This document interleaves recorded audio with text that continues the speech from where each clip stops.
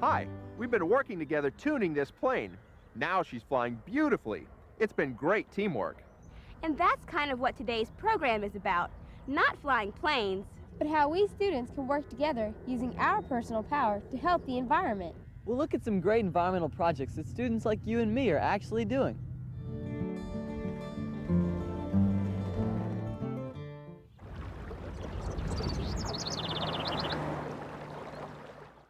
Stream restoration means improving a stream and its banks so that the water is cleaner and flows well. Students at Covington High School have been strategically cleaning up and restoring the Mile Branch Stream in Covington, Louisiana, a stream which eventually flows into nearby Lake Pontchartrain. And while they've been enhancing the environment, they've also been educating their community. The people that live in this area along Mile Branch, they're just dumping their trash in, they're throwing their mattresses, whatever, they need to get out of their way, just right into the stream. The first stage that was involved with Mile Branch was picking up the trash and getting the community more aware. We tried having community cleanups at Mile Branch. The second stage was controlling the erosion. One day as we're cleaning up the stream, I was pulling out a shirt from the bank, and it pulled up the roots of a tree also. So that's when it kind of clicked to me that it's not a good thing that we're pulling out all this trash and not replacing the bank. We've learned many different techniques through soil bioengineering. It's using what's in nature and using it to control erosion. It's been phenomenal in the sense that they've gotten to go out and actually train people in the community, city workers, developers in the area. They've turned out to be the experts on stream restoration. Part of the main purpose of our whole project is so that this stream can become a recreational area for the people in the community. We know that if we don't take care of it, that the people younger than us, they won't try to take care of it either.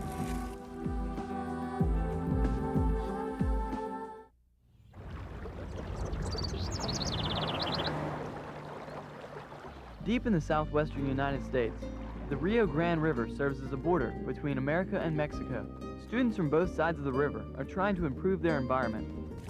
It's all part of Project Del Rio, a binational program which brings students along a common border together for a common cause.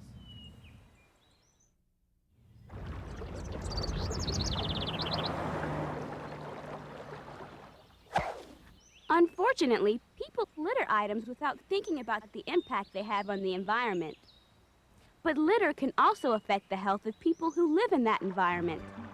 In Juarez, Mexico, students at the Conalep Technical School noticed that discarded car tires were everywhere. Through research, these Project Del Rio participants found that the tires posed a serious health threat to humans. Well, when we came to do our water quality monitoring, we observed that many tires were thrown in the water. First, the students visited health organizations, tire collection centers, and landfill sites to find out more about the tires.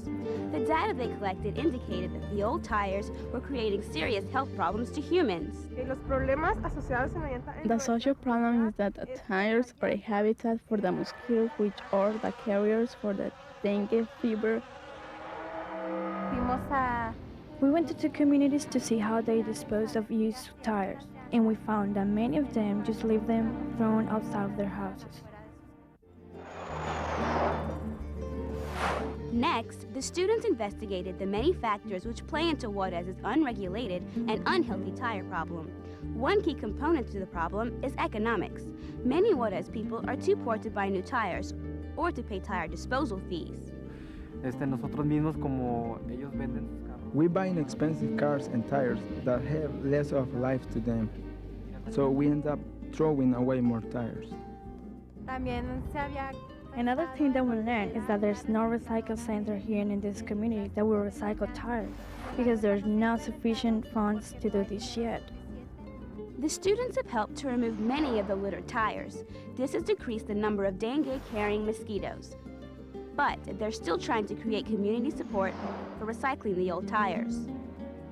We were really proud because we have been able to increase the awareness of what people should be doing with used tires. Because of this investigation that we're doing, I feel that the government is becoming more interested in these ecological problems. We'd like to work closely with the government so in the future we will have a recycling plant here in Juarez, Mexico. I believe I've changed a lot. I've discovered that my education really has value. I think it's important because we breathe the air, we drink the water, and it's important to have it safe for all of us.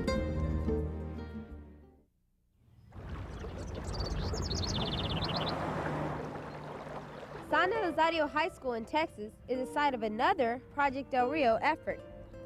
The students wanted to establish a wildlife area with native plants around a pond on school property. But first, they had to come up with a plan to eradicate or wipe out the problematic salt cedar trees around the pond. Here at the school that was built about 4 years ago, we noticed that there was a pond, and we decided to test the water. My teacher had the idea of making this into a habitat restoration because we were concerned that salt cedars were beginning to take over native plants. We've been trying to remove them since about 2 years now. Salt cedars take up a tremendous amount of water. They contaminate the soil with salt. They take over and monopolize the whole entire area. We began to manually destroy the salt cedars. That was the first phase of this project. The mechanical method that we first tried really did not work.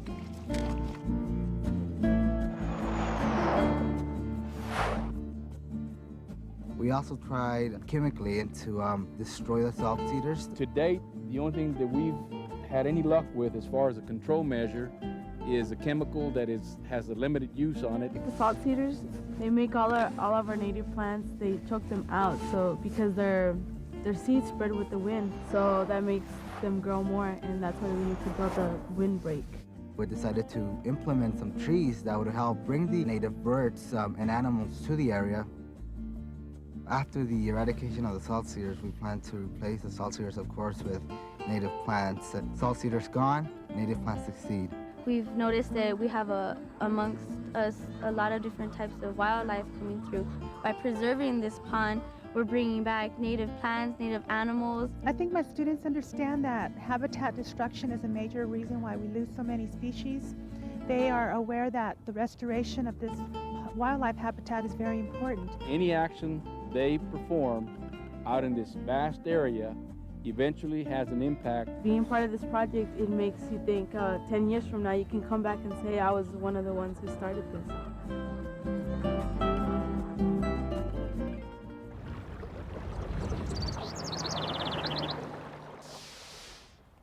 If you do things like recycling or saving electricity, then you're helping to conserve natural resources.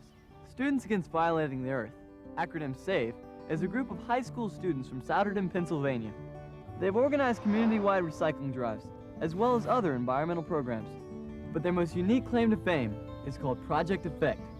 Effect standing for Environmentally Friendly Facility Exploring Conservation Technology. One year we went to an environmental educators conference where we saw a barn turned into a sustainable living home, and we thought that was such a good idea, and we had this property, so we said, well, let's build a house. From that, just a little spark, a little idea came Project Effect. Welcome to the Save House. What we do is we have built this house to demonstrate some environmentally friendly things. This is made out of paper. Paper. This whole carpet is made out of recycled soda bottles. The features that we see in the house today are all a result of student research. The house is designed so that it's partially underground. It helps keep the house at a regulated temperature. These are brand new technology. They are called compact fluorescent light bulbs. These last for 3 to 4 years, and they save you a whole lot on your electricity bill. What we try to do is collect water off of our roof and store it until it's needed. We decided to put all these windows in on this side, and that's because this is the south side of the house. And the south side of the house gets the most sunlight. During the summertime, all the leaves are on the trees, so it kind of shades the south side of the house, so we don't get a lot of sunlight. Our demonstration home is really great because it lets the community come out, they see our house, and they realize that all these options are out there that can be more environmentally friendly. They are using these ideas, and their attitudes have changed in that they are now looking for sustainable future solutions rather than just going through life as most people do. We have an induction stovetop. Here we have our composting toilet. All the insulation is made from old newspapers and phone books chopped up.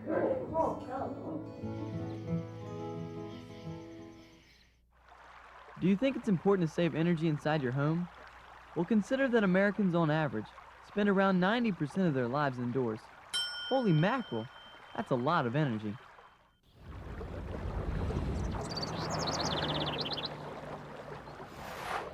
Beautification means making the environment more appealing to people and to wildlife. Hampton is a small town tucked away in the hills of Massachusetts. It's in this setting that you'll find Mill Pond, a pond dredged from a wetlands. When some Hampton area Girl Scouts saw an opportunity to improve and beautify the area, they decided to take action. Some of the things we did at the pond were we planted annuals, we planted daylilies, we reinstituted an endangered species, the great blue lobelia, as well as the red cardinal flower. We got some blueprints from the town, and it showed like where the pond was dredged, and then we made another copy which we drew in, and then we colored in where we would like to put the flowers, the bat houses, and we had to make a few changes after going through the whole process of asking everyone. We researched the bird houses and bat houses and the plants that would be found in this area. We put up bird houses, bat houses, and we added park benches and trash barrels to make it better accessible to the people in the community. I've noticed there are more birds and wildlife here since the houses have been put up. We've seen people fish here, and we just drive by and we're like, oh, we did that project. We helped our little town with something that they can enjoy. After noticing the success of the Mill Pond project, younger Hampton Girl Scouts are now embarking on their own efforts for the environment. They want to design an informational, handicapped accessible trail which connects an elderly home with the local middle school. It's important to have the senior citizens and the middle school students interact on this trail so they can learn about the environment together. We're leaving our mark, and we're hoping that maybe from years from now, there'll still be Girl Scouts out there helping to do their part.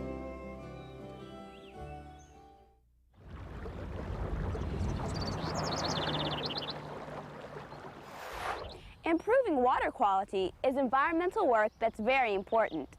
Students in Huntingdon, Pennsylvania have played a key role in improving the quality of their community's streams and rivers. First, they built a complete wetland area in the back of their school. It helped, to reduce the stormwater runoff problems, and it helped the people that lived around the wetland so that their yards didn't get flooded out every time it rained. While doing their regular monitoring of the Muddy Run River, the students found that pollution was leaking from the Holland Avenue sewer line. We brainstormed a lot of different solutions to figure out what would be the best way to solve this nutrient enrichment problem. And we found that we would need to replace, it was a little over 3 miles of sewer line.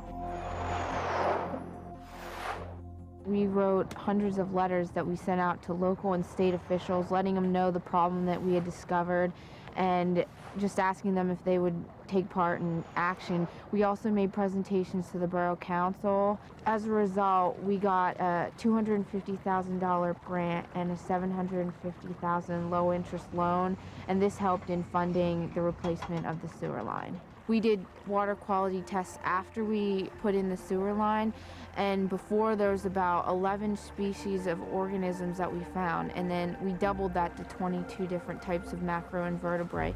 I think our community has benefited from these projects because not only is our environment better, but now our community, our borough, our councils will listen to the students and will turn to the students perhaps. You just are glad that you have the chance to partake in something like that, but also make a difference in the community and the people around you. The success of their projects has attracted other students. Now, younger environmentalists are learning to make a difference too. And it's really great to see the projects continue. You realize that young people can really make a difference.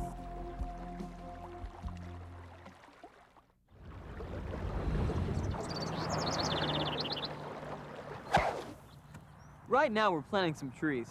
That might not sound like a huge project, but we are making a difference to the environment. The coast of Louisiana is rapidly eroding. Sounds like a complicated problem, right? But there's a simple way that hundreds of Louisiana students are helping to restore the coastland. They're wrapping up Christmas trees. Right now, it's estimated that Louisiana is losing 25 to 35 square miles of its coastland every year.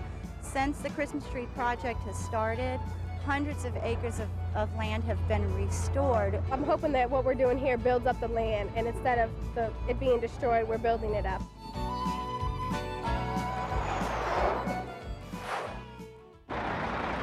We collect about 60,000 trees curbside. We bring them to this site. The students come out for 3 to 4 weekends in a row and tie the Christmas trees up in bundles. After that, a barge comes and takes all the Christmas trees out to like swamp areas around the Gulf. They dump them, they make like these fences to dump them in. The trees in bundles act to trap sediments that fall out behind the fences, and it actually rebuilds the shoreline. Right now we have recovered like over 500 acres of land. The students are very important to this project. I don't think we could do it without them. They enjoy coming out here. They really feel like they're making a difference. And because they know that the Gulf of Mexico is creeping up into their own backyards now. Every little bit helps, every bundle, you know? And one group can do, 10 bundles in a day, and that's like, 40 feet. That makes us feel better knowing that we're saving these people's homes and our own land.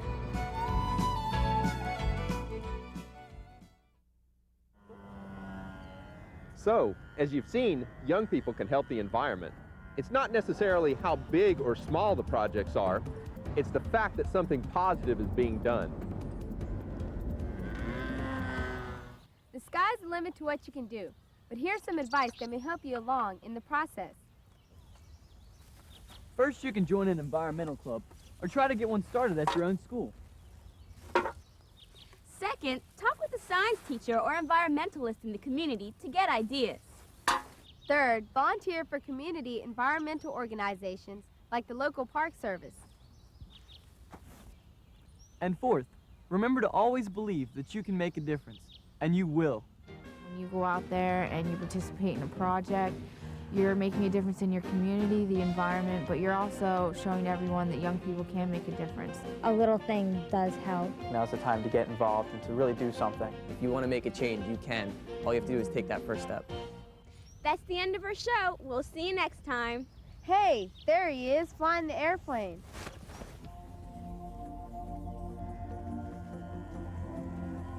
I finished picking up trash from my section, and I thought I'd fly the plane a little more. All right, already. Who wants to be the next hotshot pilot?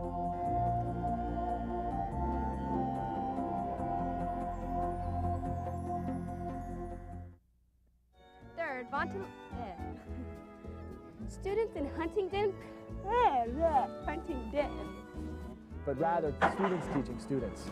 And the car just started. Make them into better things. Edit that. Project. It works on more than one level. Mostly big trucks driving by. Reporting live from Harbor Canal Bridge area. Visit our Tacklebox website to learn more.